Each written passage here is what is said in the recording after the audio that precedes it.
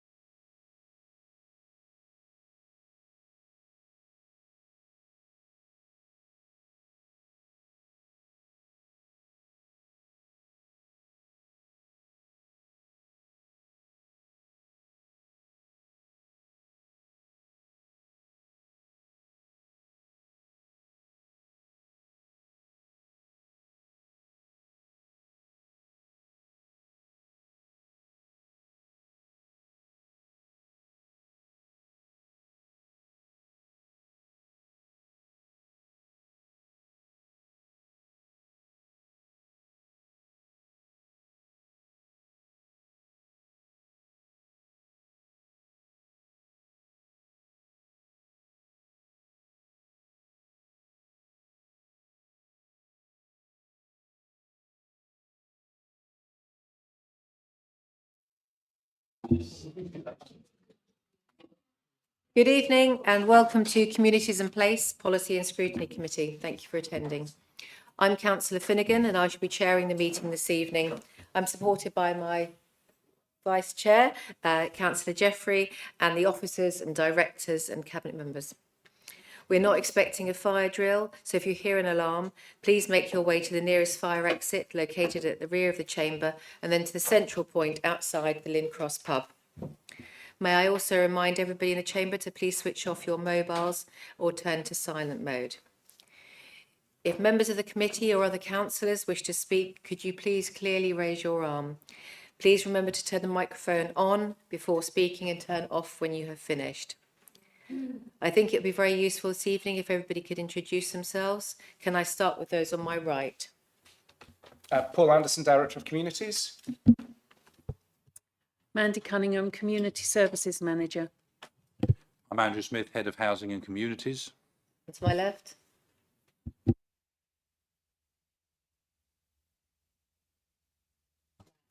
Chief Inspector James Davidson. I'm the District Commander for Ada, Worthing and Horsham.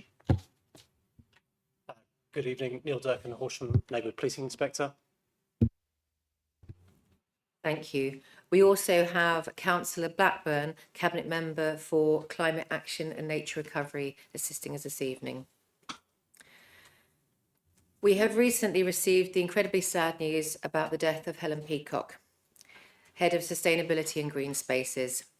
As tonight's agenda includes her carbon emissions and climate action strategy reports, it seems very fitting that we express how much she meant to so many and her contribution to HDC and the environment at this meeting.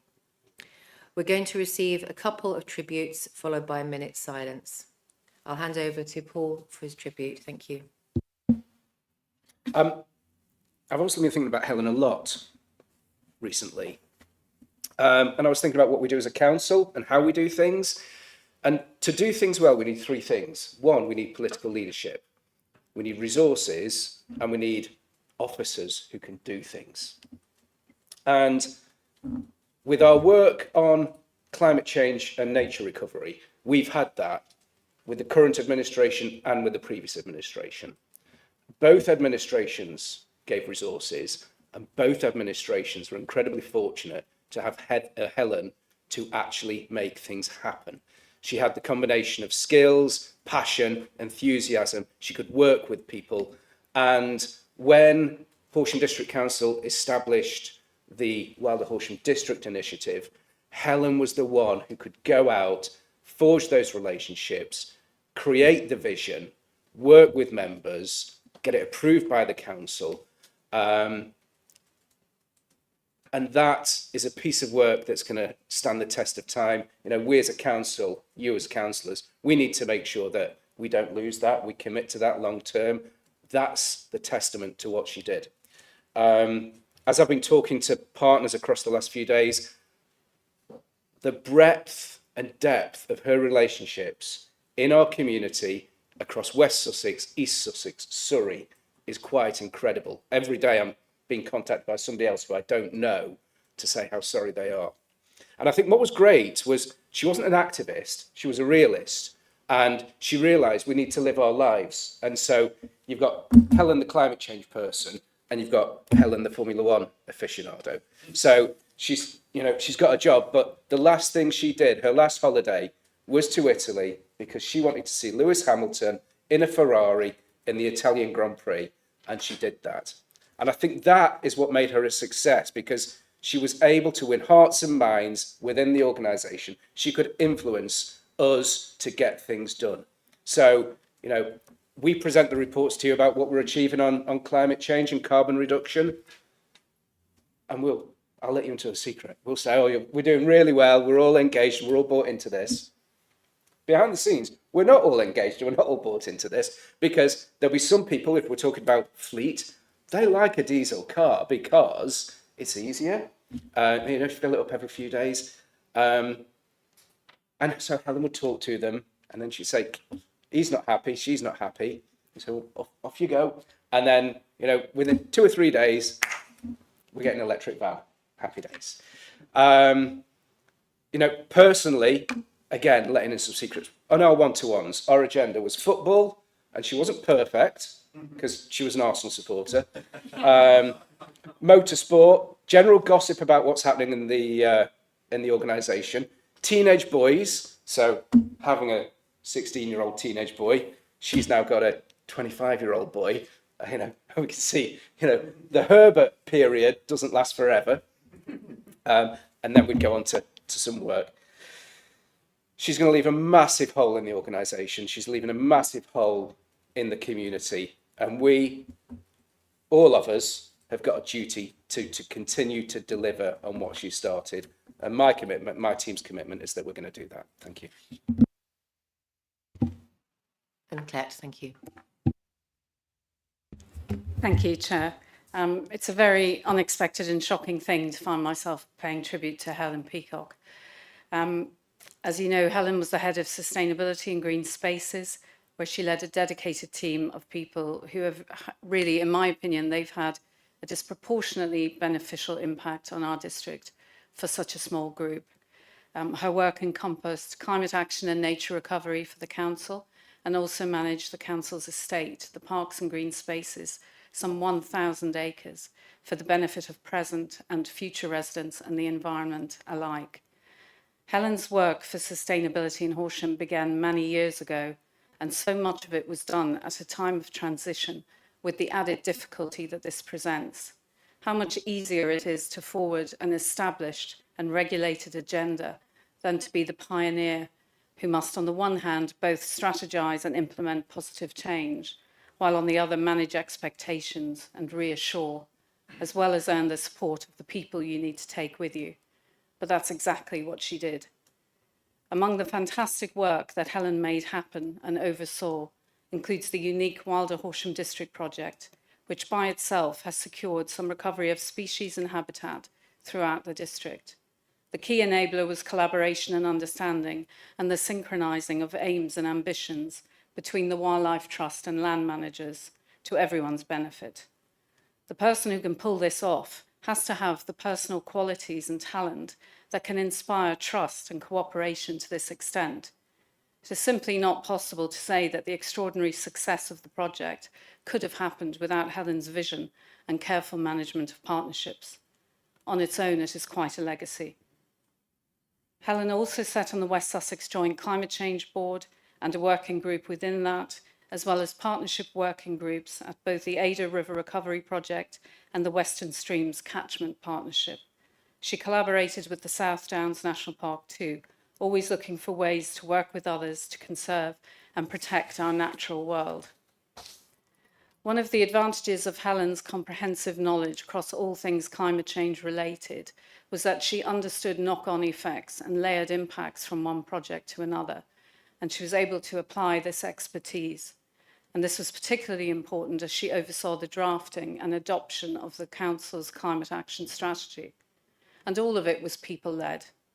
Whether it was introducing retrofit expertise to the Council or looking for re-meandering opportunities that might prevent future downstream flooding, or implementing carbon literacy training for officers, from the building of relationships with parish and neighbourhood councils and community groups, to management of communications and information sharing with residents, Helen was able to move forwards at all times, with no mind given to the restraints or limitations that sometimes occur. When she needed to, Helen could apply respectful strength of character and tenacity to manoeuvre past roadblocks. Councillors, all of this superb work was done with a small team and a light touch. Helen was wonderful to work with, not just because she was so clever and thorough, but also because she was kind-hearted and generous enough to understand and forgive the shortcomings of other people, and because she was ready to laugh at a moment's notice. I personally will miss her terribly, as will her team and many of her many close friends at HDC. I know you will all join with me in sending most sincere wishes for peace and comfort to her grieving husband and son, her parents, and everyone who loves and admires her so much. Thank you, Chair. Thank you both. We will have now observe a 1 minute silence. Sorry, before we, Councillor Noel. Thank you, Chairman. I just wanted to add my personal note to the tribute that Colette has just given to Helen, because there's not a lot I can add to that. But I can say that without her, Wilder Horsham District would never have been established. She was a guiding light in that principle, and I'll be forever grateful to her, and I will always remember her as being very bubbly, very compassionate, and a good friend to everyone who worked with her. And as Colette just said, I will miss her terribly. Thank you. Thank you, Councillor Knoll. We'll now observe a 1 minute silence.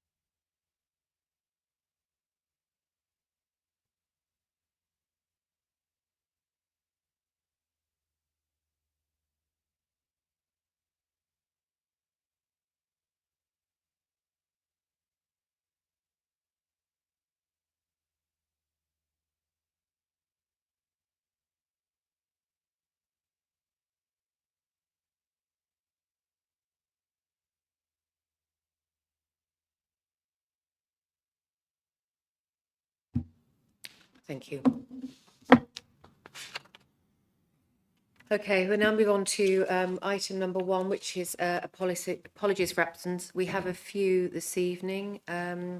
Received apologies from Councillor Clark, Councillor U-Turn, Councillor Beard, Councillor Butler, and I know that Councillor Trollope will have to leave by 6:30. Are there any other apologies? No, thank you. Item number 2 are minutes. Thank you, Judy, for producing the previous minutes. Have we received any comments on the minutes? I'm happy that it's an accurate reflection of the meeting held on the 3rd of September. Are we all in agreement? Thank you. Item number 3, these are actions from the last meeting. First one is the Capitol Theatre refurbishment. At our last meeting, we received an update on the Capitol. The officer has since confirmed that the Capitol will not be able to offer IMAX or 3D films. I think you might have received an email about that. And has also confirmed that actually the subscriber list would be used to keep customers updated on the refurbishment progress. I understand also that some changes to the toilet signage and labelling have been worked on with some councillors to ensure better inclusivity. The Bishopric and Carfax consultation and Save Our Streams. We previously discussed this at our last meeting, as there were some concerns over the mixed pedestrian and cyclist areas. I'm going to hand over to Paul Anderson, who will have a little bit more of an update on that for us. Thank you, Chairman. So I have an update from Director of Place that the REBA 3A review, officers have now instructed Pick Everard and City Infinity, who are a specialist sustainable mobility consultancy, to review the current designs and accessible travel options for both Bishopric and Carfax areas in the light of the feedback received. Regarding Save Our Stream, the REBA 3A review will address 3 options. 1, to remove the stream and the waterfall. 2, to retain those elements in part. Or 3, to replace them with a new water feature.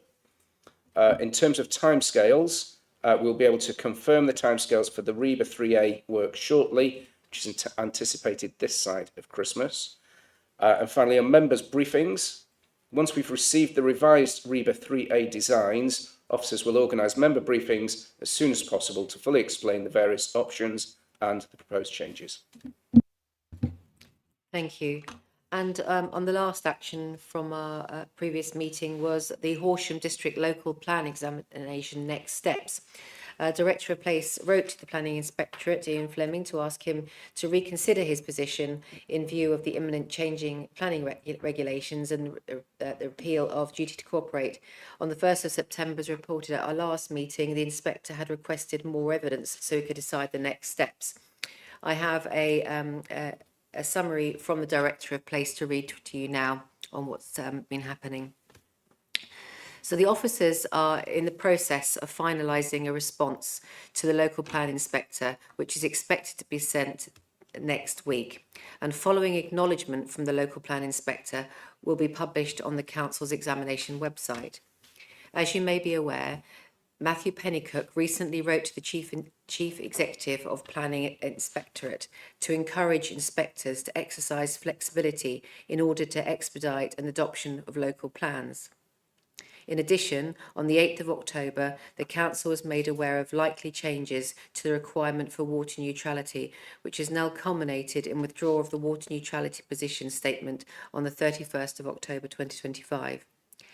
Both the letter to PINS and the changes to the water neutrality requirements have implications for the examination, which the officers have been considering in some detail, which is important to incorporate into our letter to the inspector. In addition to a current local plan, officers have been undertaking preparatory work on a local plan review.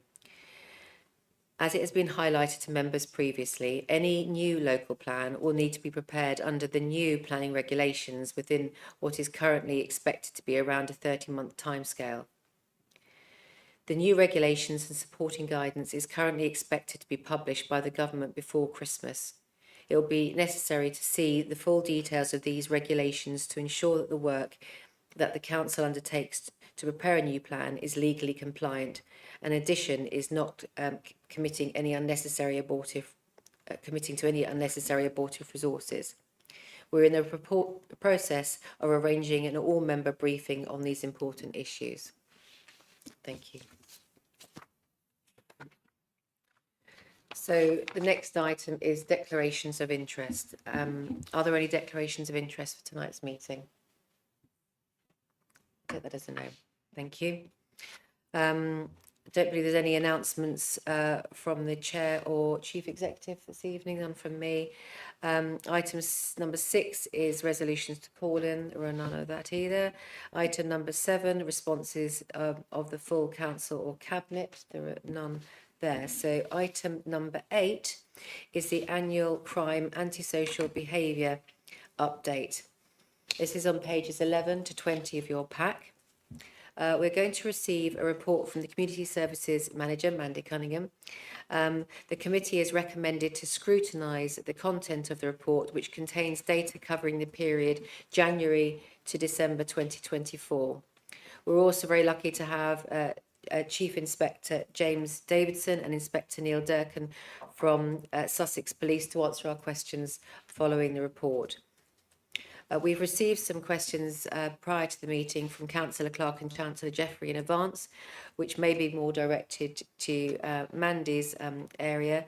And we've also received comments from Councillor Bateman about knife crime, county lines, etc., which will be more directed to the police.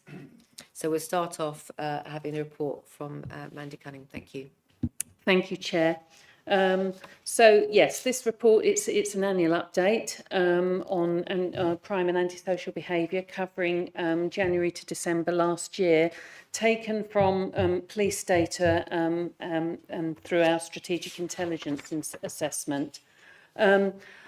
Horsham does remain to be the safest district in West Sussex, and there are currently only 48.4 crimes per 1,000 population, and that is down from 2023. I've provided a table there that just shows the total offences, and you'll see that those in green are a reduction and those in red are an increase. And again, there was a 7% decrease in total crime in Horsham District in 2024 compared with 2023. I've received further information, more up-to-date information today to say that says that there's now a 5% reduction if we're looking at the 12 months to September 2025 from 2024, there's 5. So it's continuing to reduce. There's a 5% reduction as far as crime is concerned. Moving on to sort of violent crime. So violent crime includes offences such as assault, rape, sexual assault and harassment. Again, Horsham has the second lowest rate of violent crime in West Sussex after Ada, but Ada is a much smaller district. And serious violence, for serious violence, Horsham has the joint lowest rate alongside Mid Sussex and Ada at 0.6 per 1,000 population. Serious violence includes crime types that cause or are intended to cause serious injury and includes homicide, not that we've had any, serious assault with injury, knife crime, robbery and gun crime, where these occur in a public place. Moving on to drug offences, so there were 210 drug offences in Horsham District last year, which is an increase. And that was 129 instances of drug possession, which was 7 more than the previous year, and 81 instances of drug trafficking, which was 16 more than the previous year. Again, I've got figures from January to September this year, so that's like a 9-month period for this year. And during that time, and this isn't in the report because I only got it this afternoon, there were 126 drug offences, of which 85 were for possession and 41 were for trafficking. Moving on to antisocial behaviour, we use the definition in the 2014 Antisocial Behaviour Crime and Policing Act, which is conduct that has caused or is likely to cause harassment, alarm or distress to any person. It's a very wide definition. There were, so police figures, there were 1,332 cases logged, which is an increase compared with 2023. But it's Horsham, again, when you compare it to other districts, it is low, and it's the second lowest in West Sussex. I did have a look at ASB for this year as well. It is continuing to increase the figures, but again, that is across the board. You know, it's increasing everywhere. It's increasing across West Sussex, and it is still lower than other districts and boroughs. I've provided a breakdown between nuisance, personal and environmental, and just to give a bit of clarity on what the difference is. So personal is targeted at ASB, that's targeted at individuals. So it can be things like neighbour disputes and things like that, where there's antisocial behaviour. Nuisance is antisocial behaviour that affects the wider community, and environmental affects public spaces and buildings and can include things like littering, graffiti, fly tipping and vandalism. Most of the antisocial behaviour issues that are reported to the local authority, the community safety team here, are in respect of neighbourhood issues and neighbourhood disputes. We do operate what we call a sort of prevention, intervention, enforcement approach, a PI approach, where enforcement is usually sort of the last thing that we consider. We always look at interventions and try and nip it in the bud early before we enforce. I've mentioned antisocial behaviour case reviews there as well, because that is a statutory duty that we have to do. And that is where a multi-agency meeting will be held if it meets the threshold. And it's a victim-centred problem-solving approach. It's not a blame as in, you know, a particular organisation didn't do what they were meant to do. It's all around solving problems. Last year, so in 2024, we received 14 applications for this, of which 12 were accepted. So we had case reviews for 12 of those with recommendations made. This year, to the end of September, so from January to September, we've had 6 with reviews undertaken for all of those 6. We are planning to run, and it's happening tomorrow, we're running a workshop for registered social landlords around processes used for dealing with antisocial behaviours, because most of the issues that we get, particularly in relation to neighbourhood disputes, and certainly for case reviews, are around perceived inaction by the registered social landlords. So we're doing a bit of kind of educational partnership work with registered social landlords. Tomorrow we're bringing in other partners such as mediation, victim support, because this will help to hopefully reduce some of the higher level cases and nip things in the bud. So looking at emerging issues in the Horsham district, I mentioned about the ASB case reviews.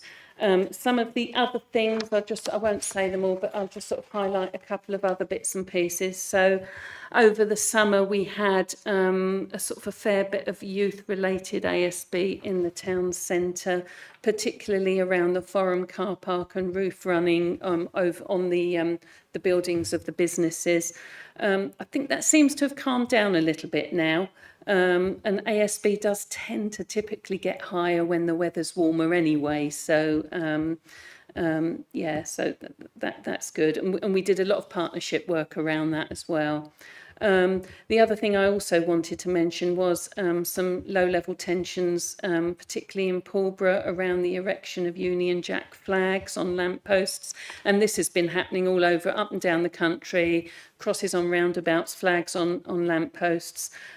West Sussex County Council lead on the lamppost issues because it's highways and, you know, they're aware and they do that they'll take them down as and when, you know, that a risk approach will be adopted. Moving on to neighbourhood wardens, so we continue to manage 7 warden schemes across the district. I won't list them because you can see them there.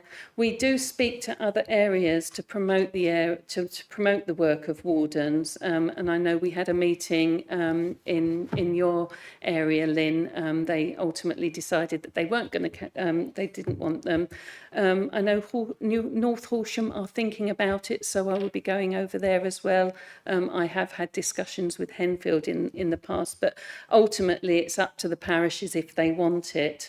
But I will continue to say that they are, they provide a reassuring presence. And I would say that their presence is seen as a deterrent. So it's that prevention approach before, they do enforce, but their presence alone probably deters a lot of antisocial behaviour and crime. And they will always educate and engage before they go into enforcement anyway. They're trusted people in their communities. They are known throughout their communities. They're the eyes and ears of their communities. They work very closely with Sussex Police as well. We've got good working relationships there. Moving on to the Community Safety Partnership. So that's, again, a statutory duty where relevant partners work together to look at tackling crime and disorder and ASB across the district. And that includes ourselves, Sussex Police, County Council, Fire and Rescue, Probation and Health. Our priorities remain the same as last year, which are safety in public spaces with a focus on hotspots, neighbourhood disputes, and particularly around antisocial behaviour, business crime and community cohesion. Moving on to business crime.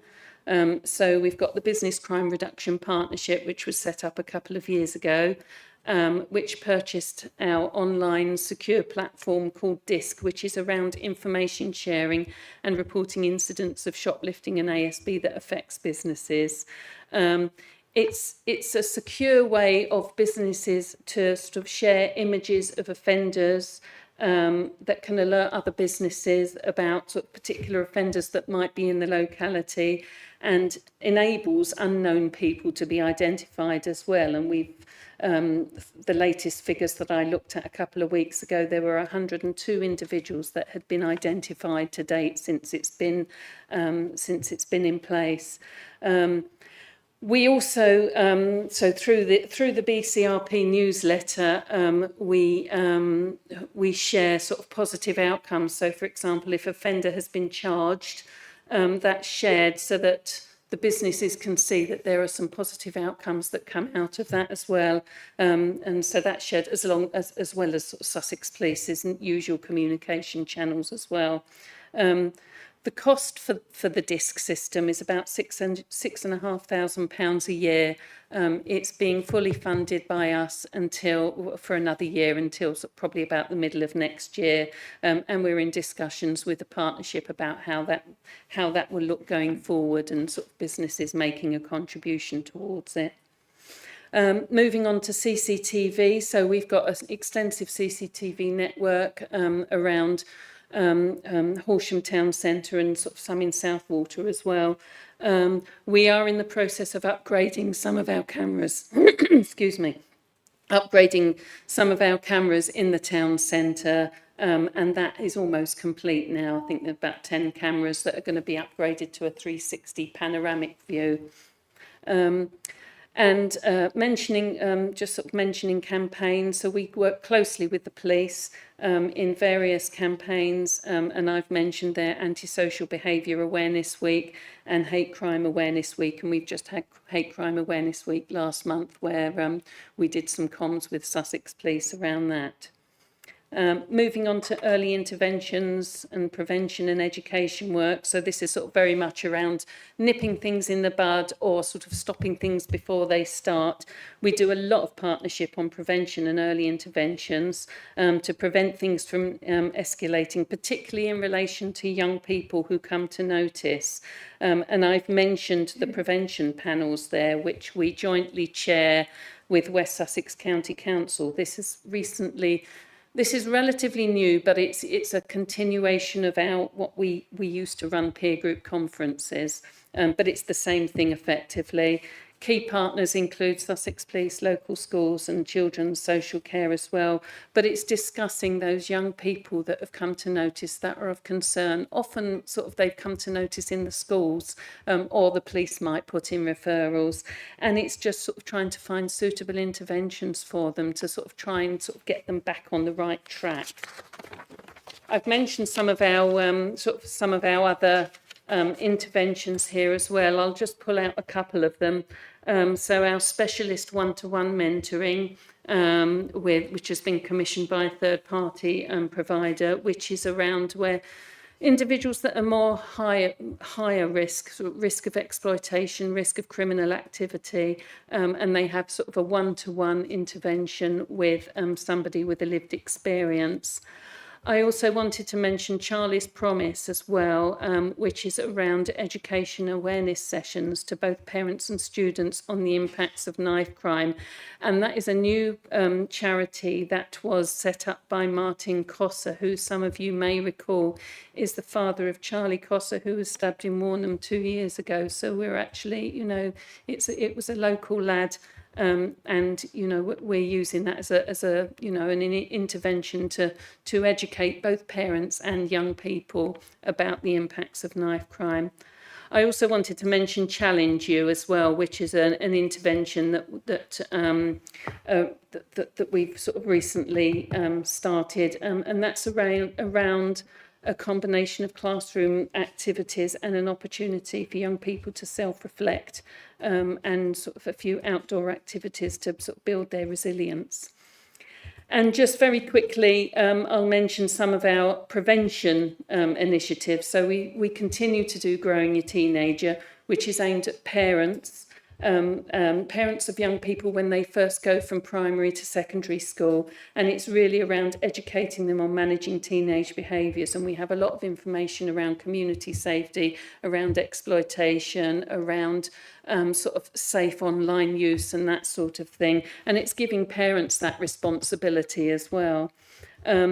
Real Love Rocks, again, that is something that we promote to young people, particularly young people who might be at risk of exploitation, and that's around raising awareness of exploitation and healthy, consensual and safe relationships. We also, as part of our sort of antisocial behaviour work on neighbourhood disputes, we've set up in the last year or so a neighbourhood nuisance support group, which is for victims of antisocial behaviour, that provide peer support, and they can also sort of find about any other support that's available. So again, we might have victim support there, we might have mediation there as well, and that's been very successful. And finally, I wanted to mention neighbourly networks as well, because this is all around sort of building community cohesion, which is really key. And we've had a couple of projects, one which has been going for some time, which is in Mowbray, which is a new, it's a new community there. So it's bringing that community together. But we also have one in New Street, because we were seeing a lot of antisocial behaviour, youth antisocial behaviour in New Street. So we brought a lot of partners together to sort of address this issue, and we brought the community together as well. And it's all around empowering those local communities, and they set up an online sort of WhatsApp group on, we try and find a member of the community within these networks who can then lead on it. We sort of start it off, and then we want to pass it on to the community, because it's there to sort of, the community can help each other. That's sort of it in a nutshell, but I'm happy to take any questions that anyone has. Well, Mandy, thank you very much for that very comprehensive report update. Thank you. I'm glad to hear that Horsham continues to be one of the safest districts in the county. That's good news. I want to start with Councillor Jeffrey, because you submitted some comments in advance. I just wanted to make sure that the comments that you had actually been fully addressed. I know some things like the disc costs and things have been addressed with Mandy's report. If there's anything else you'd like to raise first, appreciate it. Yes, thank you, Chair, and thank you, Mandy, for that comprehensive report. I think you've answered quite a few of the questions I'd raised in advance in that report, which I appreciate. But I've got a few that I'd like to just run by you and follow up on. I notice in the report that when you look at the demographic of the districts, you have the under 18s, and then I'll just bring up my my paper. So you've got the split. So you've got 19% under 18, then you've got the 25 to 59, and then you've omitted the 18 to 24 bracket. That doesn't seem to be included in the report, and I'm trying to work out why that is. Because is that a clerical error or something else? Because that seems very strange. There were just some sort of key headlines. I wasn't going to list everything, but I did look it up actually today, and there's, well, under 25, there's 26%. So I guess if there are 19 under 18 and 26 under 25, then there'll be 7% between 19 and 24, if that makes sense. No, that's fine. Thank you. I just wanted to make sure that was the case, because it just looked strange to me when I read the report. So just wanted to pick up on the ASB. So you mentioned that it's continuing to increase. Is that linked to, in your opinion, or with evidence, is that linked to the continuing decline in youth services as well within the district? Because I know youth services historically have been very good at early intervention as well, and prevention with the youth work that people do. And as we've seen the further decline with youth services, there has been, well, people do link it with the rise in ASB. So I'm wondering if there's any evidence you have that links those two. That's very difficult to prove. I would say that, well, the decline in youth service has been going on for a very long time, and ASB isn't always around youth. I think some people, I think there's a bit of a misconception that it's all around youth. We do focus a lot around youth interventions, and you're probably aware we've got a youth officer who works with organisations and, trying to ensure that we have a youth service of some kind across the district. But it's not all around. It's not all around youth ASB. It's difficult to prove.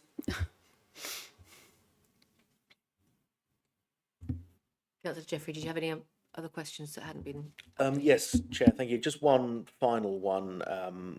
In terms of the Business Crime Reduction Partnership, just coming back to DISC, I think I read from the report it was 142 suspects that have been identified using reporting via DISC.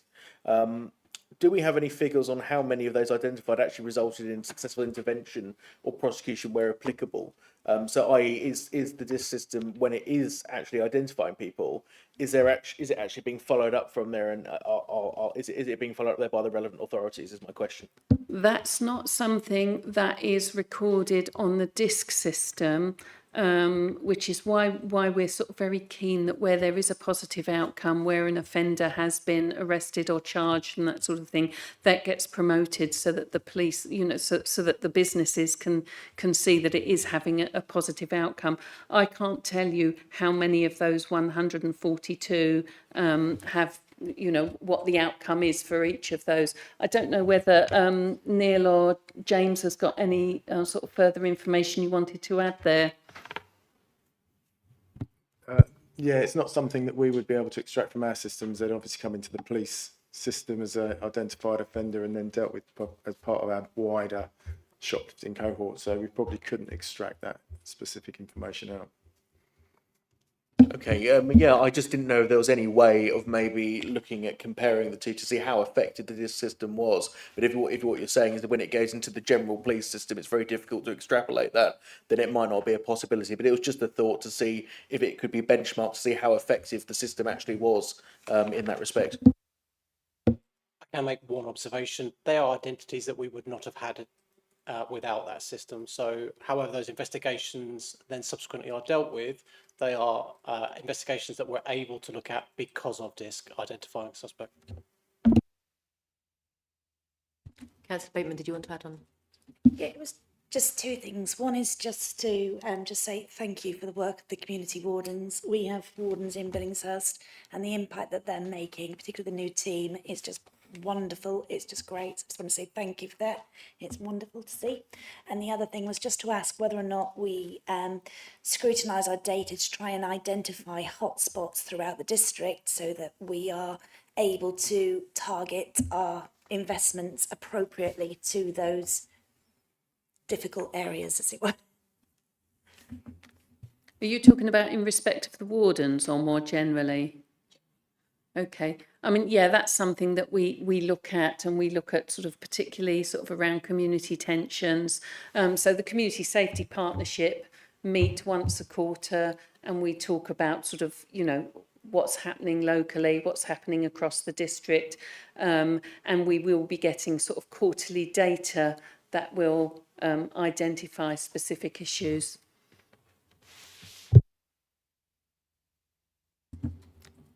Yes, David. Yes, thank you, Chair, and thank you, Councillor Bateman. I think the example of the forum is quite a good one here, where there's been quite a lot of ASB over a period of time. The roof running, the design of the forum doesn't really lend itself to effective management, but we've managed to put some more effective measures into place. And one of the things is that we were able to get a number of agencies around the table with our police colleagues to have a look at how we could mitigate what was going on, and particularly try and restrict the roof running. So I think, yes, when we look at these areas, in my previous authority, we had something called a JAG, which was a joint action group. And it doesn't really tell you what it did, but it was about particular areas of ASB that were brought to a multi-agency group, and we looked at ways in which we could address the ASB that is going on. And within the community sort of partnership that we've got now, the kind of sort of JAG has been incorporated into that. And then from that came a group that were looking at the issues in the forum. So yes, we would look at hotspots. Thank you, Andrew. Do any other, as I say, thank you, committee members, I'll pass you Ellis Brown. Thank you.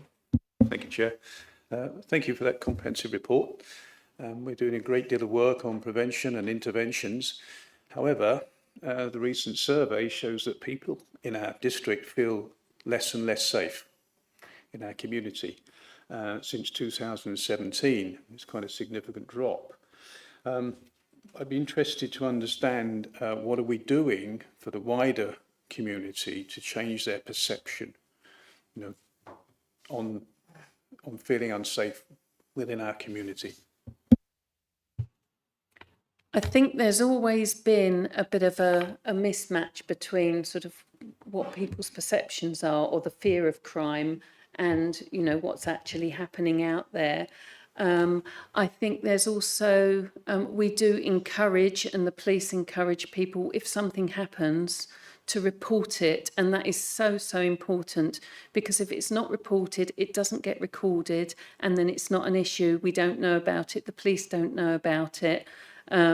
So I think, you know, it's a two-way street. We would do more, you know, we would be happy to do more communications along with the police around, you know, how safe Horsham district is.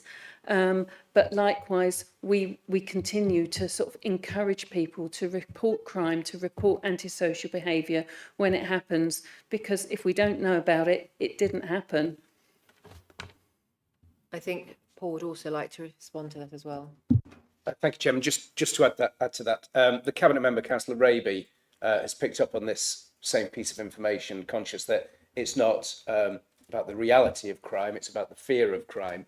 And he's tasked our communications team with developing a campaign to talk about Horsham District, how safe it is, and that's something that will be rolling out during the course of next year. Thank you very much. Thank you. I'm going to ask if there's any more members who would like to raise any questions, particularly about the reports, before we address more of the police questions. Councillor Brooks. Thank you. And just very briefly on that, I think it might be useful to understand a little bit of the language in the report a little more precisely. So reference was made, and you drew attention particularly to a recent event which you characterised as low-level tensions in Pulborough particularly, but obviously in the context of a national picture. I'm not sure that people would necessarily understand what, from the point of view of authorities, counts as a low-level tension, particularly in an environment with heightened fear and a heightened perception of unrest and division. So if you could perhaps expand a little bit on what counts as low-level tension, I think that would be quite reassuring. Thank you. I think when we're talking about community tensions, it's all around sort of levels of risk and harm. And whenever there are sort of issues, you know, that there is sort of a community tensions assessment that identifies sort of the level of risk, the level of harm. And I think I mentioned this in relation to the flags going up in Pulborough in particular, which is not it's not something that is being targeted at any one individual. We appreciate that you know, that's sort of the reasons behind sort of why this is happening, but it's not targeted at any particular individuals. But it's all around sort of assessing the risk and the harm to individuals and communities.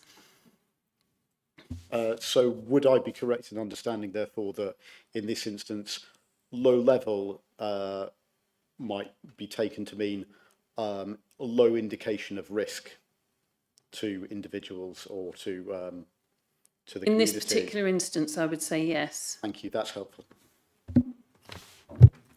Thank you, Councillor Brooks. Do any other non-members wish to say anything about the report? Sorry, first of all, Councillor Livingston. Sorry, missed you. You should look over my way more often. I live in my ward. We have a hotel which houses asylum seekers. Now, that's not been causing a problem, but a recent parish council meeting, there was a lot of residents stating they were fearful of walking out at night, and they didn't see where the police presence were. The parish council had recently turned down the opportunity to have neighbourhood wardens, which was very noisy, mainly because they didn't like to pay for anything. But can we give any sort of reports back to the parish council to say that you are monitoring the situation from the police point of view more carefully? Carefully is probably a good word to use. Thank you. Absolutely. Obviously, there's national tensions around such places. Sussex have been monitoring the number of places, hotels that we have, and planning our resources around if there are likely to be any protests, if there's likely to be any risks associated with the whole picture from all the different interested parties. So it's something we look at on a regular basis. In fact, it's almost a daily basis in our part of our daily management meetings. So yes, in answer to your question. Can I follow? One of the points raised at the parish council meeting was that there had been a number of reports of crime in the hotel itself, which was not getting reported to the community. Has there been any incidents?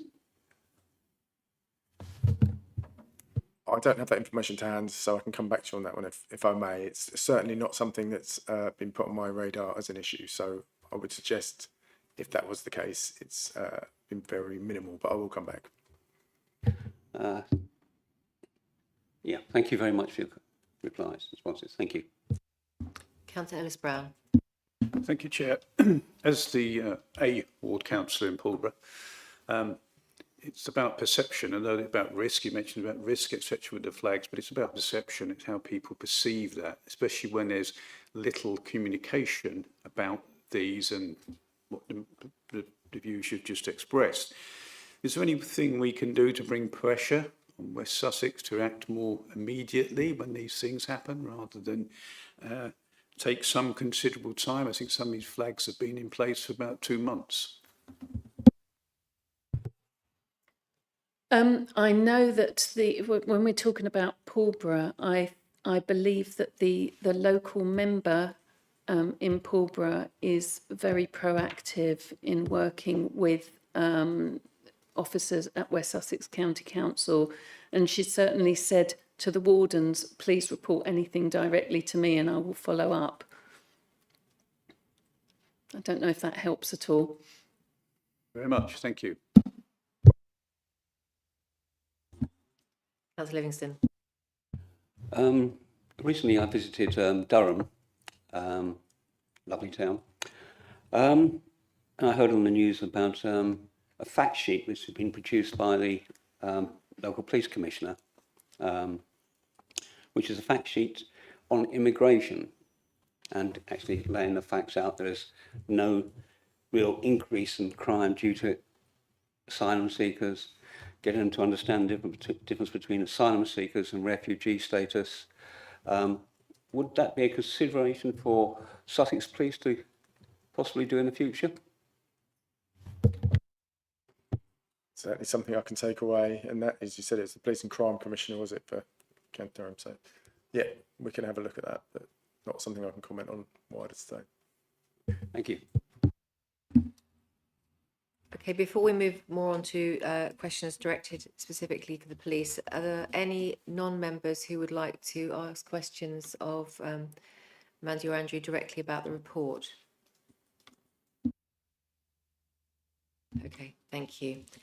So we're very lucky to have Chief Inspector James Davidson and Inspector Neil Durkin here this evening, and I know that Councillor Bateman has provided some questions in advance of the meeting, so perhaps we could go through a few of those, but I know you've offered kindly to speak to Councillor Bateman in detail further if you would like to do so after the meeting.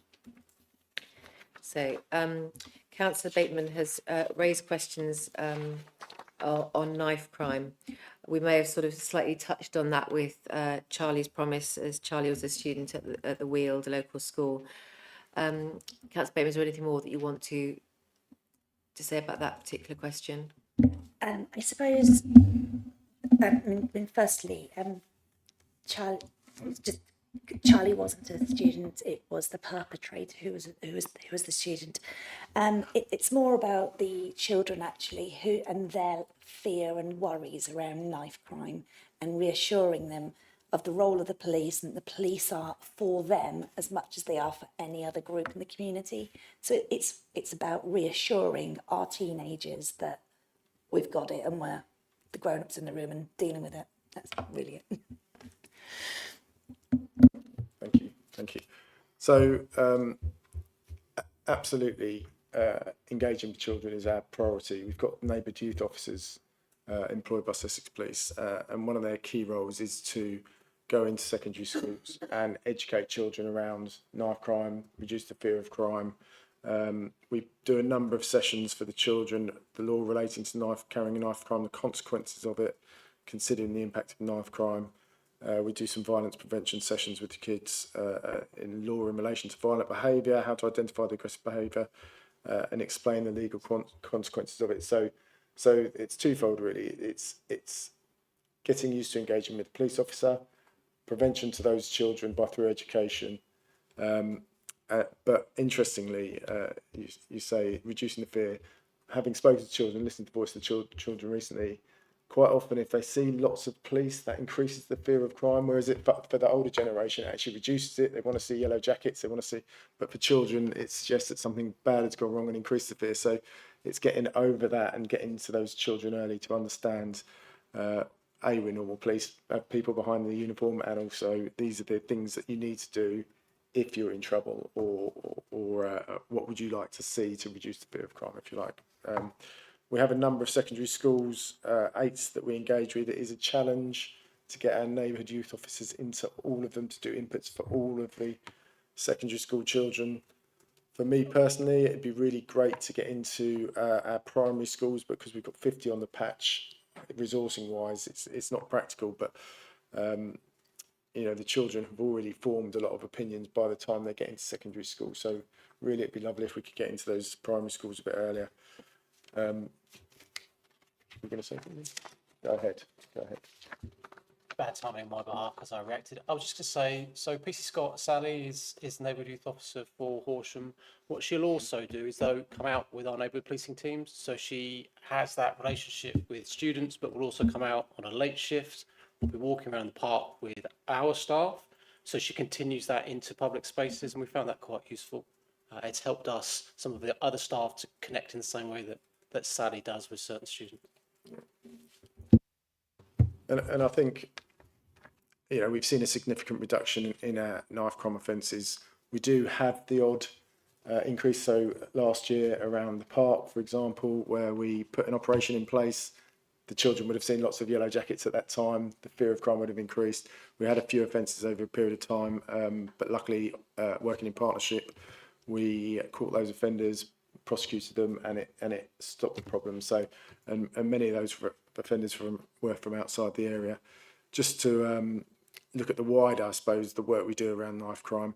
We have our ops safety team that look at our habitual knife crime carriers. When we identify those children, this is going on to the exploitation a little bit as well, but we'll touch on that. They then have lots of interventions. They work with partners. We identify hotspots through that operation, and we put extra resources into it. So there is a lot of work that goes into reducing knife crime in Sussex, and hopefully that will impact on the children's fear as we go forward. We're bringing in further technology now as well. We'll have facial recognition as we go forward in our particular issue places. And I think, and also we work with, they've got Connect programme as well now, which Alex O'Keefe, West Sussex County Council, is running. That will look at those children who are at more risk of carrying knives, if you like, and give them a one-to-one mentor to try and address that behaviour and reduce the risk of those people getting hurt and hurting other people. So. Thank you. Councillor Bateman, you had a question linking to that about county lines. Yeah, so it's obviously very much linked, given we have quite a lot of vulnerable children in our midst and who are very vulnerable to county lines grooming. So it's just trying to understand what actions happening there, just so that we understand what multi-agency approaches we might be taking to help those particular vulnerable children. Thank you. I think Neil was just about to make a point as well, just in the last. I was just going to close down on the Connect work. So Alex tested that Connect programme earlier this year in Horsham. So we trialled that process. It was called something slightly different. But as a result of that activity that we've done with West Sussex County Council, Alex and a few teams, they've rolled that out now across West Sussex. And we continue to work. The same officer and my team continues to work with that cohort. So we've got some consistency around, and it's something we're very pleased with. So I suppose the county lines is a two-pronged approach. You've got the safeguarding element and then you've got the enforcement element. So from the enforcement side, we've got our community investigation team. They are completely focused on building intelligence, arresting, carrying out operations to arrest those that are committing offences under county lines. Within that, we will identify those that are being exploited and those vulnerable children. So whenever we go in, say, do a warrant somewhere, if there's children there that are identified as being vulnerable to county lines, we will then take the best approach. Now, sometimes that might be arresting that child and putting them before a court, because quite often the other side of it is if you ask a child to engage with services and they refuse, then and free to go. So sometimes the courts will force those children to get the support they need. So that's one side of it on the enforcement side of things. And then we've got our MASH, or actually let's go back one.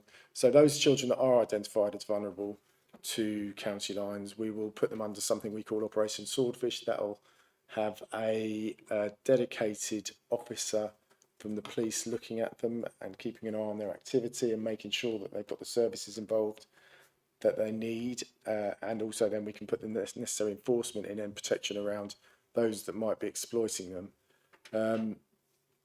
From a police perspective, we've got our signs. So when we go out on, it might be part of Neil's team, the PCSOs might identify a child that's vulnerable. We'll put a form in which might generate a national referral mechanism. And they will then put all of those safeguards around that child from a modern slavery perspective. Neil's obviously colleagues or team are involved in schools looking out for those signs of children that might be getting exploited. You can add. I moved again, but there is a good example. I think recently we've had some concerns around what was an unidentified adult male in KFC, locally talking to a group of sort of 13 or 14-year-old boys that we were aware of.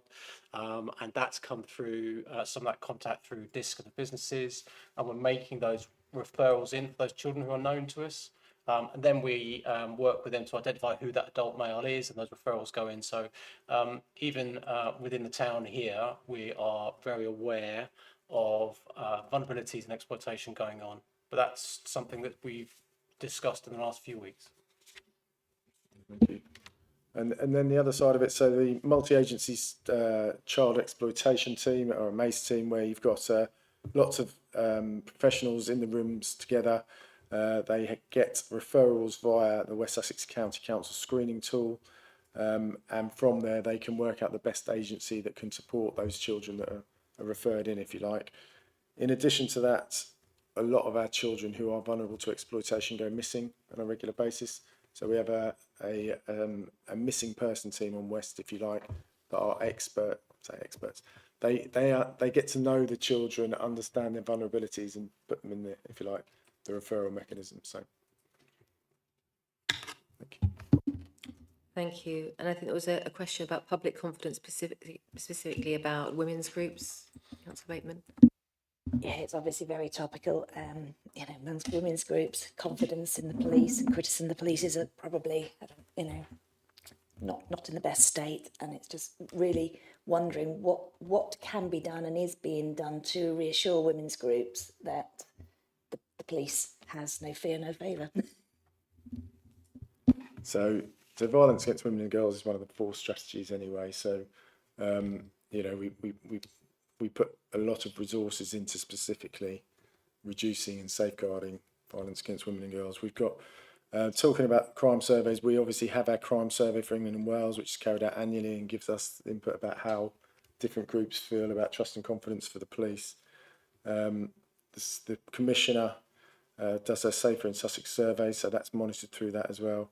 And the West Sussex Safety Partnership consultation, West Sussex Community Safety consultation as well. So there's, we have our own system focus team that survey victims of crime as well. So just from a perspective of, are we looking at trust and confidence levels within the police? We absolutely are. And we test, if you like, our trust and confidence against community members through independent advisory groups, where we bring people together, talk about issues from the community, get their views on it. In terms of our violence against women and girls, we've got a strategic plan, certainly on West Sussex, as well as a force. We've got our leads, which is Superintendent Garman and DCI Kay Hutchins. What we do within that plan is we target our perpetrators. We identify through intelligence or through our systems our vulnerable victims, because quite often people will become serial victims of different offenders within that cohort. And then we also tackle our hotspot locations. So nighttime economy is a good example. Town centres, you know, that where there's alcohol involved, there's vulnerability at risk. So we will put resources through specific operations, Operation Marble, to work in those hotspot locations. And the wider hotspots as well, the ops safety teams will come and work, which we talked about briefly around the knife carriers. They will come and work in there, in those areas. We have a domestic violence steering group working with our partners as well. And Ops Shield, were you going to cover? Yes, so we've adjusted a policing approach which originated in counter-terrorism, but essentially we're utilising it to identify individuals that might be a risk to women and girls or locations, which essentially can be summarised as specially trained officers who are not in uniform, who are watching the crowd and people for strange behaviour or behaviour out of place.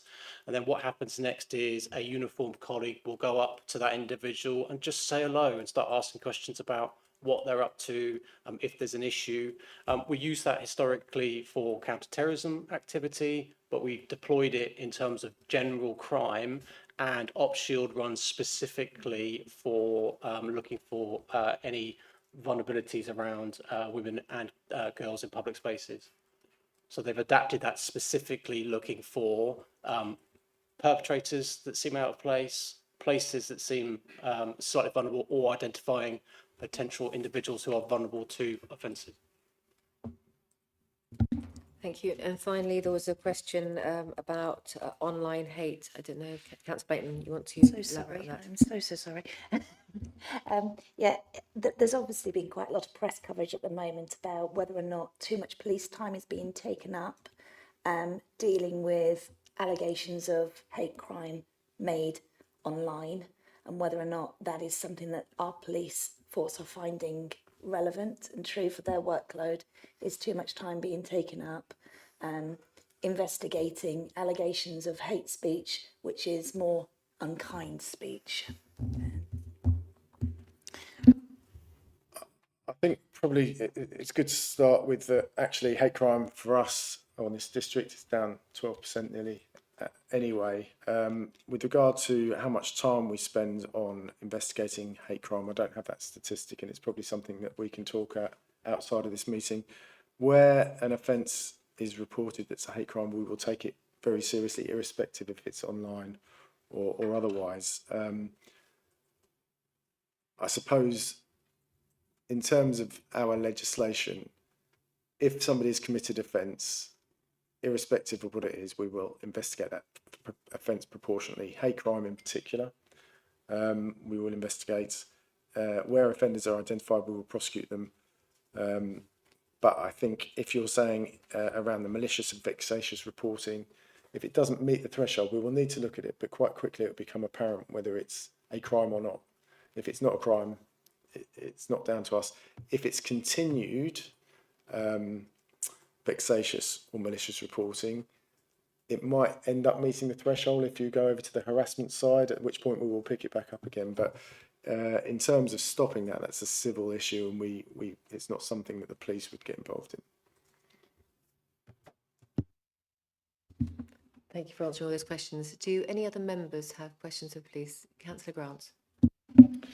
Thank you, Chair. I'm Councillor Grant, Holbrook East. I have a general question. I get approached a little bit from my ward. My ward is very near Littlehaven Station, the associated woods around there, and a connection from Rusper Road to North Heath Lane. I'm not sure if you're familiar, but it's a shielded wooded area in close proximity to a railway station, and I get asked a question from time to time by residents: what should we do if we suspect suspicious behaviour? We don't know. The inference is that it's concerning county lines, type activity. Residents ask me, so I'm asking you for guidance. What should a resident do if they're not sure something untoward is happening, but they suspect that it probably is? Thank you. I think it's the point that Mandy touched on earlier, you know, unless we've got that full picture of what's going on at all times, so just report it, and, you know, and we can start to gather that picture up. We can investigate it if it is suspicious or it's just somebody about going their normal daily business, but certainly if it's not reported to us, there's not much we can do about it. That's clear. Thank you. Any questions? Any questions from non-members? No, I just don't want to mess anybody out. Well, James Neal, thank you so much for attending. I know it's an extremely busy night, with bonfire night tonight, so please feel free to leave. I think this part of the meeting is now finished. Thank you. Thank you. Thank you. Thank you. Thank you very much.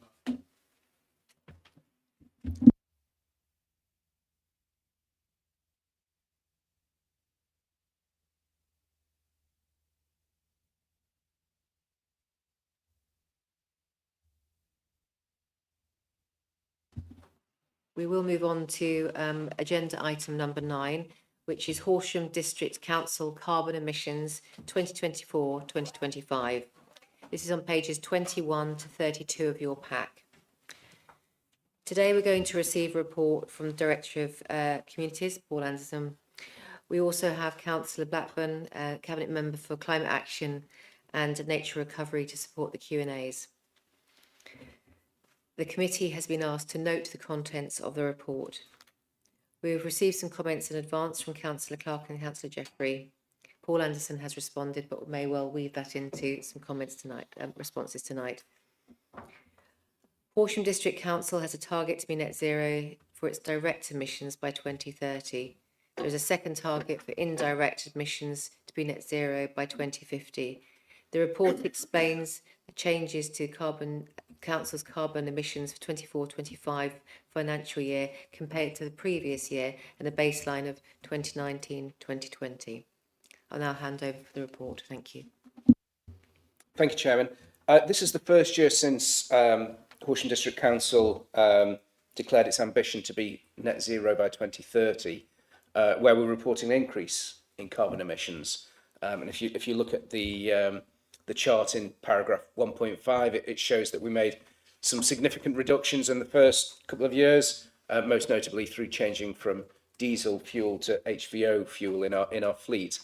And it's levelled off in the last few years, and that was always likely to be the case, because the further along the journey, the harder it gets to achieve your carbon reduction targets. And last year we saw a slight increase. And it's interesting with carbon reduction, because the increase has largely come through doing more or doing better. So we had the most successful pantomime we've ever had, a longer run. The theatre was in use more. There were greater emissions from the Capitol Theatre. The housing team have been working really hard in terms of keeping people out of B&B accommodation and getting the throughput in the temporary accommodation. That means that we've had less void time in the temp, and therefore there's been greater emissions. The third area that's picked up on is around the Forum car park. Now, essentially, there was a 9% increase in the Forum last year. That's because we've identified there was an underreporting the year before. So the year before was a rogue year, and the Forum emissions are largely standard, but because there was a lower reporting the previous year, partially down to the lift not working, which I don't think is only a one-year thing, but we'll move on from that. Well, have you seen Councillor Clark's questions? Has contributed there. Now, in terms of the report that we're bringing to you next year, we anticipate a significant reduction. we've lost the drill hall. We've sold that to Life Spring Church, so that there's a number of tons, and we've also moved out of Parkside into Albury House.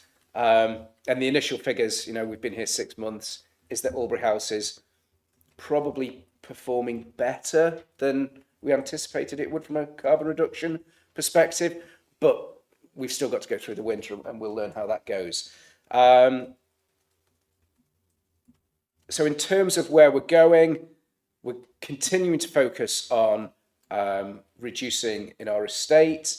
We're continuing to focus on electric vehicles where we can, although I think we're probably at maximum level on electric vehicles until there's a step change in the technology.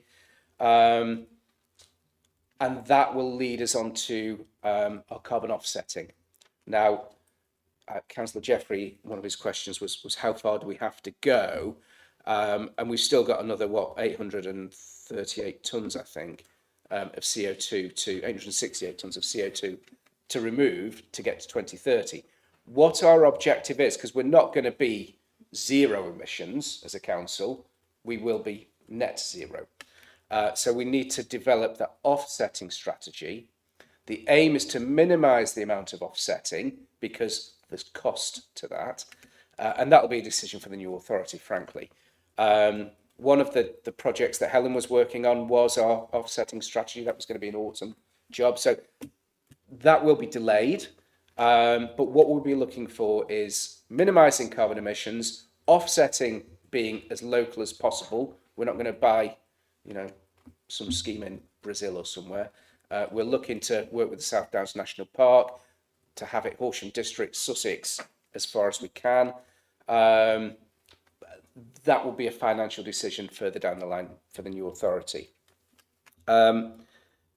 Councillor Clark asked quite a few questions. As he's not here, I've provided Councillor Clark with a written response. I think we could probably share that with you all. In terms of Councillor Jeffrey's question, there was a question around the Forum car park and how it compares to our other car parks.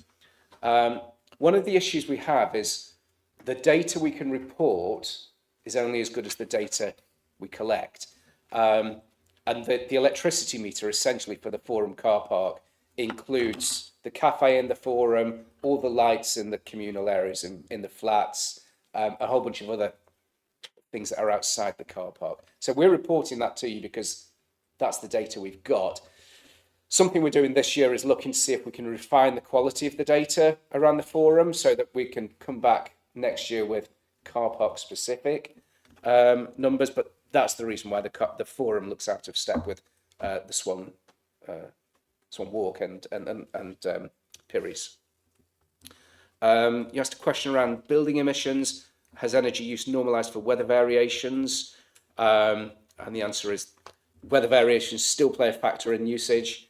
So we're looking at tracking temperatures against energy usage going forward to see if we can monitor the actual impact. You touched upon the impact of us losing the drill hall, moving out of Parkside, and clearly that doesn't stop the emissions from those buildings. Absolutely it doesn't, but it does reduce Horsham District Council's own emissions. So we don't take that into account really, but what it does fit into is the climate action strategy. So Horsham District Council, we only emit 1% roughly of the district's carbon emissions. And we look at working with partners, whether it's in the public sector, the private sector, the charity sector, residents, to support them to become carbon neutral by 2050. So selling the drill hall to Life Spring, we know that their plans are for it to be more carbon efficient.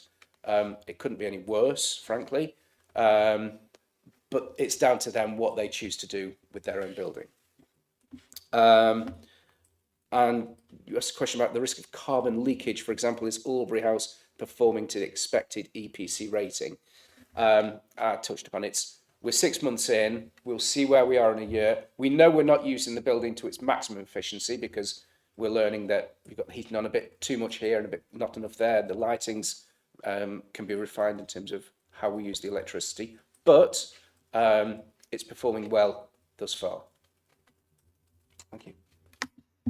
Thank you very much. I know we asked for questions in advance. We will take some questions, but please be aware that there may be a written response rather than an answer this evening. Thank you. Councillor Ellis-Brown. Thank you. Is there not two types of reduction here? One is organic reduction, I call that. That is through our own actions, and the other one is by what I call disposal reduction. And we've just heard that, and we've got rid of that building, so it's no longer our problem. Still got the same level of emissions, but it's not our problem. Should we?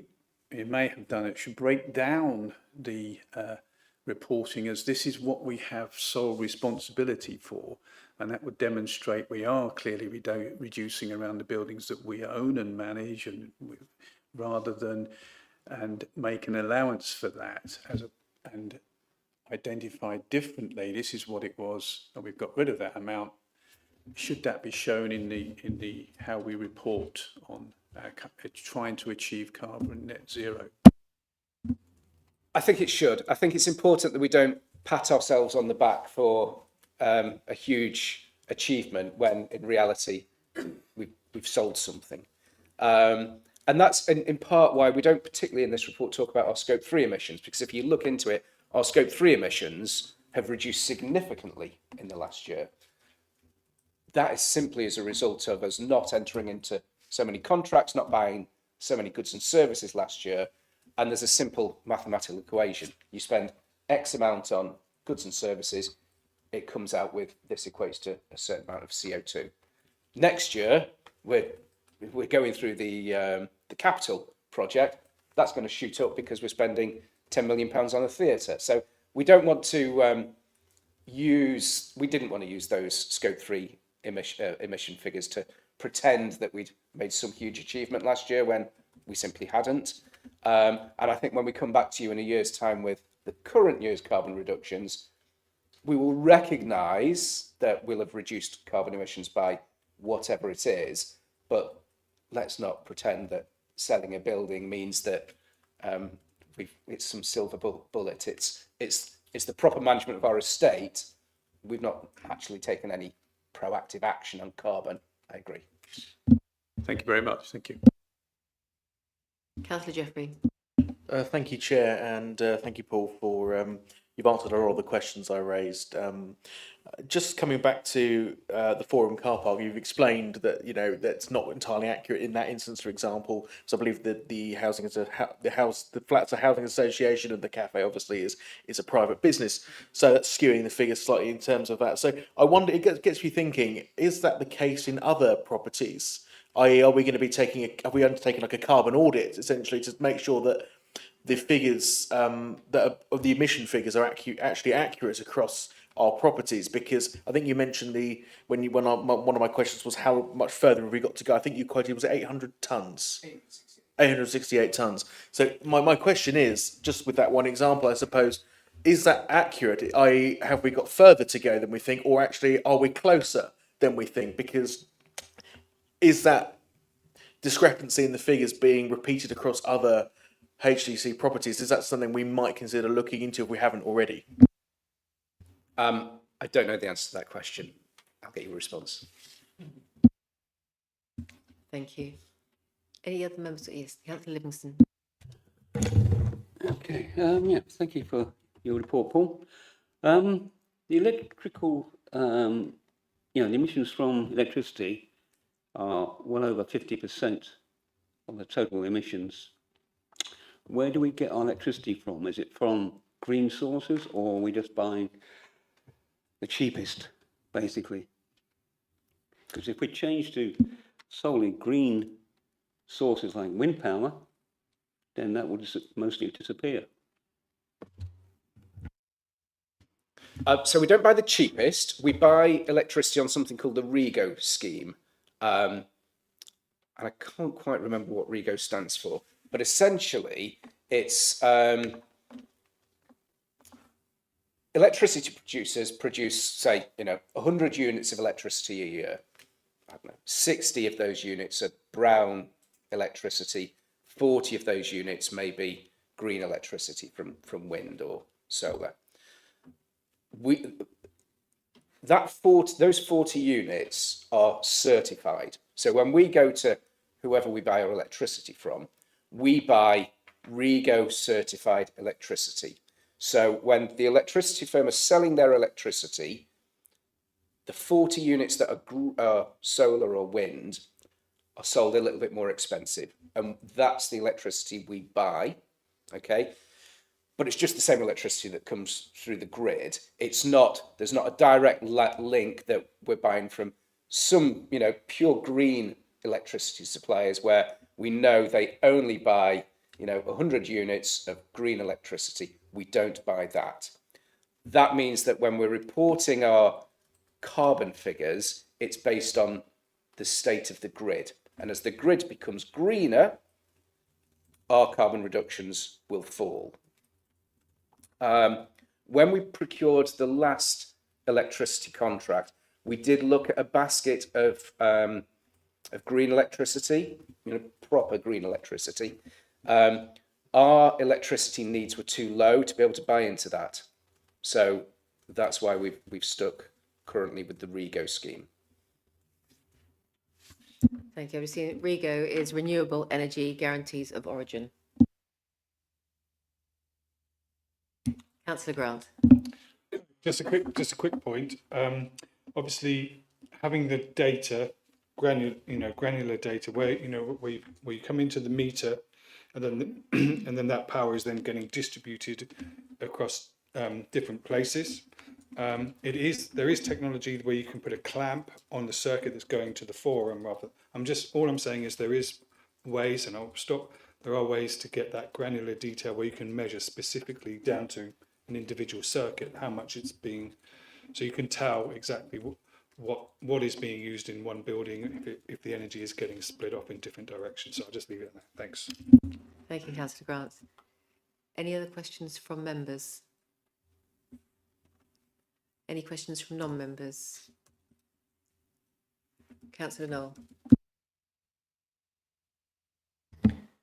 Thank you, Chairman. It's not a complicated question. It's just to confirm on page 24, the final section of Hills, Hoppost and Southwater Country Park.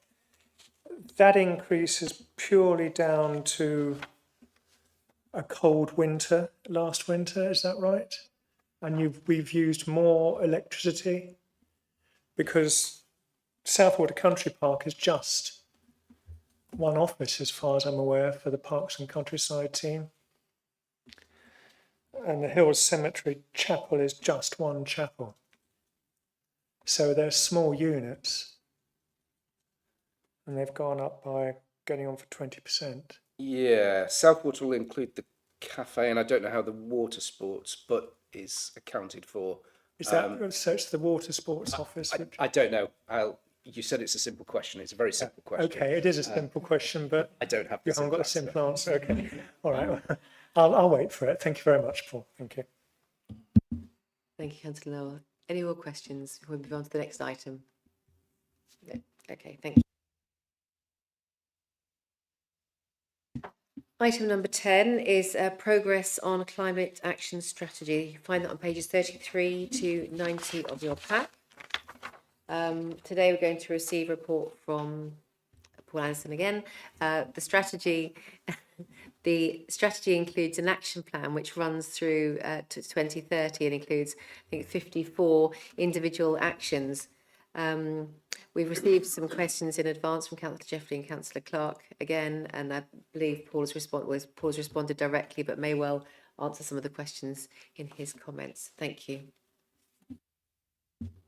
Thank you, Chairman. I think the climate action strategy is, the more exciting part of our work on carbon reduction, because it's really about how we can support and facilitate change in our district.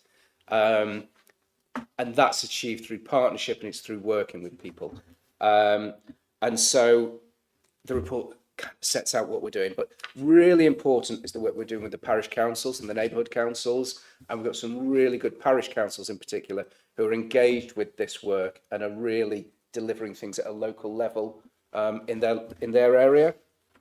The retrofit scheme, which we launched recently, is another kind of game changer in terms of enabling residents to look at what they can do in their own homes. And it's not about you've got to put an air source heat pump in. You can go in, you can put your address in, you can say, look, I've got £500 or £500,000 to spend on my property. What can I do? And it will tailor a schedule of options for you so that all of us, whatever kind of house we live in or flat, and whatever our budget, we can use this to make a positive impact on the environment. And that's something that we're really going to push over the next 12 months or so. So we launched it with Chichester District Council in September. Crawley Borough Council have jumped on board as well now. Hopefully that'll grow throughout the county. But it's really exciting, you know, when you put in your address and you can see what you can do. And it's not some kind of theoretical thing. It's I live at number X and here's what I can do in my property. And then finally, I think on the work we're doing through economic development on Sussex 6, that's an example actually of where our climate work within the organisation is being picked up by other teams across the place. So the economic development team, or the enterprise team as we now call them, they've picked up Sussex 6. They're really delivering with it. And it's inspiring people. We know that we're getting eyes from elsewhere across the county and beyond about what we're doing to support local growers and food and drink producers, and to encourage us to eat and drink local as well. So that it's nice to see something on your plate or in your glass rather than in your loft, I think.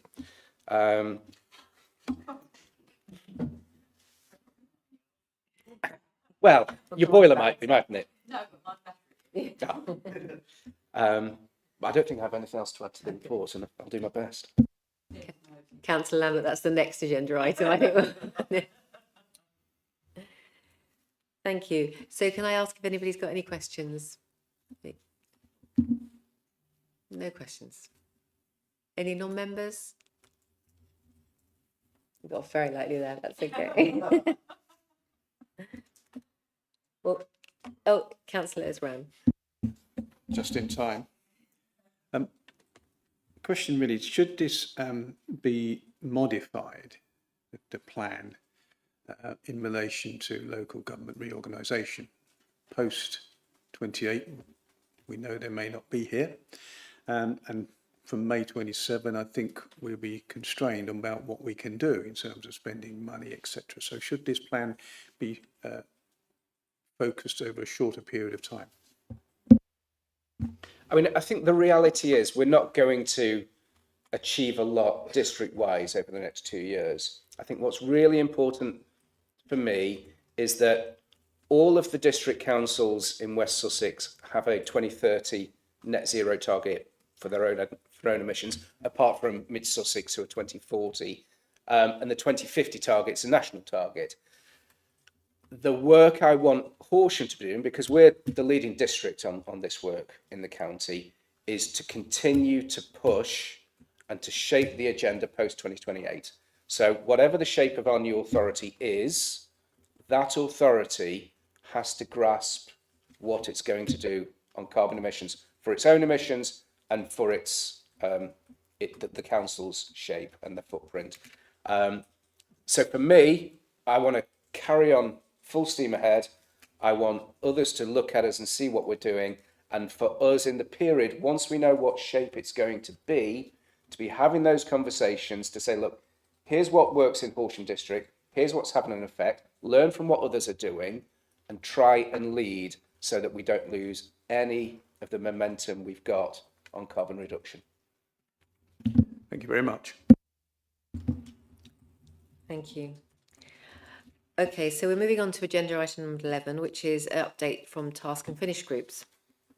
We have a S106 non-financial task and finish group, and they have met on the 14th of October, I believe was the last. Councillor Clark is the chair of that group, is unfortunately not able to attend tonight, but minutes from that meeting have been published. Anything else on that task and finish group, Judy? Thank Thank you. We have a proposal for another task and finish group for domestic battery storage for like solar and bikes. And that has been brought forward from the previous best task and finish group. This has been brought forward by Councillor Lambert, supported with Councillor Livingston. So I don't know if you want to say anything briefly on that, Councillor Livingston, before we have a vote. Thank you. Yeah, well, the idea of this task and finish group is to identify what the risks are for domestic installations of solar panels and batteries. Placing batteries inside domestic properties is a risk. The latest guidance document from British Standards says basically if you can put it elsewhere, put it elsewhere. So what we need to know is understand what the number of incidents and including the solar panels themselves, and some of those are not very friendly on fire, to understand what the risks, discuss with West Sussex Fire and Service to see what incidents there have been, and then come to some sort of final list of checklist we can actually put out to residents to assist them with their selection of equipment. Thank you. Thank you. Councillor Lambert, would you like to add anything to that? I think, yes, no, and also I think what we want to do is to ensure that residents who take up these offers, like myself, are told the pros and the cons and given the options of not having things in your attic, not finding out later quite how dangerous they are. Thank you. Thank you. Well, as this has come out of the previous task and finish group as well, I have received a sort of a formal application for this new task and finish group. I need somebody to propose and somebody to second on that. Right. Councillor Lambert, you've proposed and seconded by Councillor Grant. Do you just have a full vote on that now, or is that? Yeah. Is that agreed? Then we carry on with that proposal. Thank you very much. So if anybody would like to become a member of that task and finish group, if you express your interest to Democratic Services, I think an email would go out asking people outside of this group as well whether they would like to be involved as well. Thank you. As mentioned previously, there is a potential other sort of fire-related task and finish group with regards to the licensing and procedural gap. However, at the moment, I think we're looking with our county councillor colleagues to see how that suggestion can be brought forward separately. Thank you. Anything else, or any other suggestions for task and finish groups before we leave that agenda item? No, thank you. Item number 12 is the work programme, pages 91, 92 of your pack. The table shows the work programme for this committee 25-26. We have no other arranged meetings this year, and our next meeting is in January. Leisure facilities contracts will be brought forward into the work programme so they can be scrutinised when they're ready to do so. Any other member have any questions on the work programme? Okay, thank you very much. Agenda item number 13 is the Cabinet forward plan. There's a link to that on your agenda. Any committee member or any other members have any questions on the Cabinet forward plan? No, thank you very much. Any suggestions that anybody wants to bring forward to our policy and scrutiny committees? If not, please email Democratic Services so we can look at that on agenda items in the future. Finally, urgent business. I believe we have no other for urgent business. So at 7:08, I bring this meeting of Communities in Place to an end. Thank you very much for attending and a safe journey home. Thank you.